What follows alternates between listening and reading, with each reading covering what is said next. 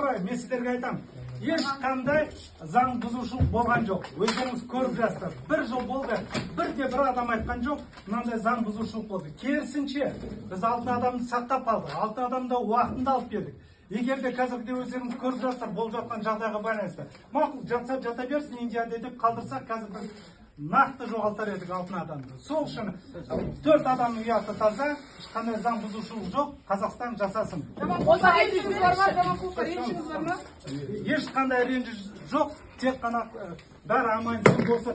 Әріптестерім мұнда бір рахмет, Бегүл Төлегенов, Асаналы Әшімов бәрі қолдап жатыр. Сол үшін мұнда бір рахмет.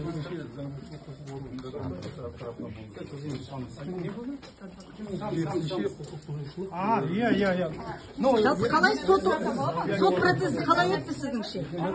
Сот процесі мен ойлаймын, әділ өтті, енді шешім көреміз. Оны айтып жатқаным, бірде бір адам осы жерде